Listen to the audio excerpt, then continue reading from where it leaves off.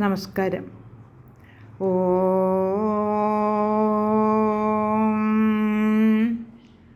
ഓം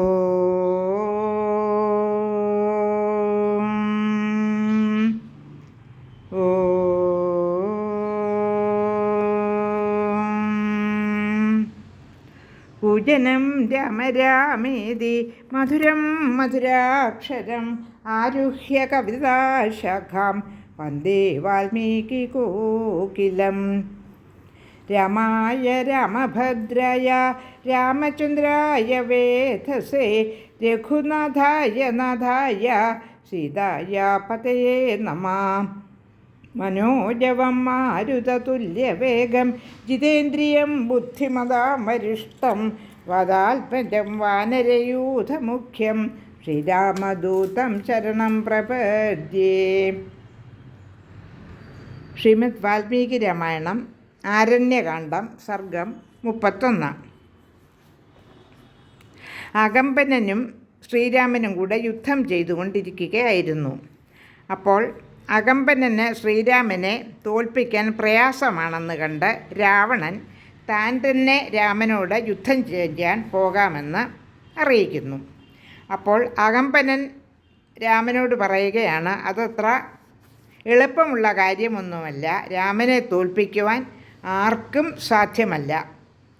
രാമൻ ഈ ഭൂമിയെപ്പോലും പൊക്കിയെടുക്കാൻ ശക്തിയുള്ളവനാണ്.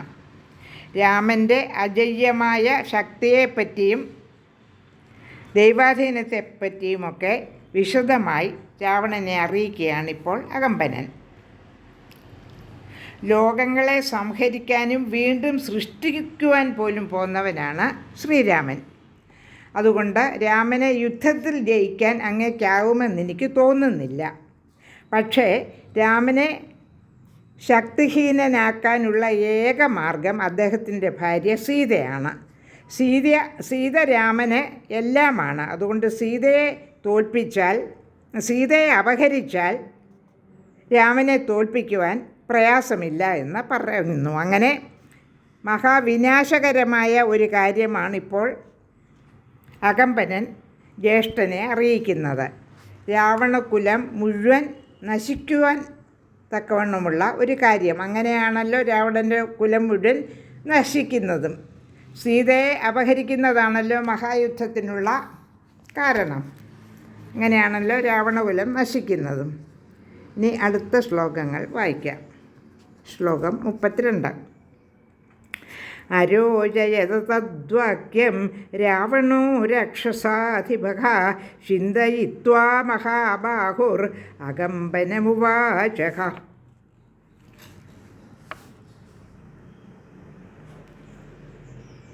രാക്ഷസ രാജാവായ രാവണൻ അവൻ പറഞ്ഞത് നല്ലപോലെ ഇഷ്ടപ്പെട്ടു. ആലോചിച്ചിട്ട് ആ മഹാബാഹു അകമ്പനനോട് പറഞ്ഞു. ശ്ലോകം 33. ബാഢം കല്യം ഗമിഷ്യാമി ഹേക സാരഥിനാ സഹ ആനേഷ്യാമി ച വൈദേഹിം ഇമാം ഹൃഷ്ടോ മഹാപുരിം. ശരി, ഞാൻ പ്രഭാതത്തിൽ തന്നെ ഒറ്റയ്ക്ക് പോകുന്നതാണ്. സാരഥിയോടുകൂടി വൈദേഹിയെ പുരിയിലേക്ക് ഹർഷഭരിതനായി കൊണ്ടുവരാം. ശ്ലോകം 34. തദേവ മുക്ത്വാ പ്രയയൗ ഖരയുക്തേന രാവണഃ രാധേന ആദിത്യവർണ്ണേന ദിശഃ സർവാ പ്രകാശയൻ.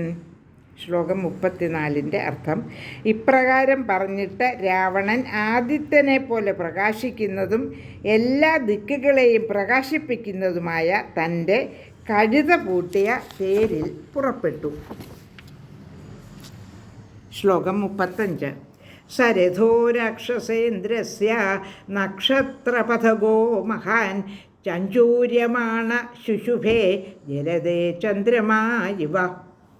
രാക്ഷസ രാജാവിൻ്റെ വലിയ തേര് നക്ഷത്രപഥത്തിലേക്കുയർന്നു സഞ്ചരിക്കുമ്പോൾ മേഘങ്ങൾക്കിടയിൽ ചന്ദ്രൻ എന്ന പോലെ ശോഭിച്ചു.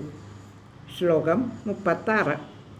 സദൂരേ ചാശ്രമം ഗത്വാ താടകേയം ഉപാഗമത് മാരീചേനാർജിതോ രാജ ഭക്ഷ്യ ഭോജ്യൈരമാനുഷൈ.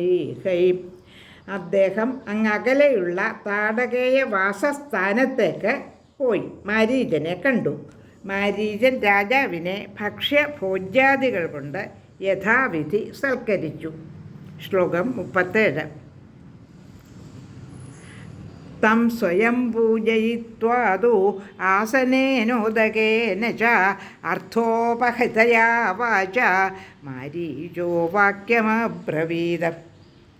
മാരീചൻ സ്വയം അദ്ദേഹത്തിന് ആസനാർഘ്യാദികൾ അർപ്പിച്ച ശേഷം ഇപ്രകാരം അർത്ഥവത്തായ വാക്കുകൾ പറഞ്ഞു.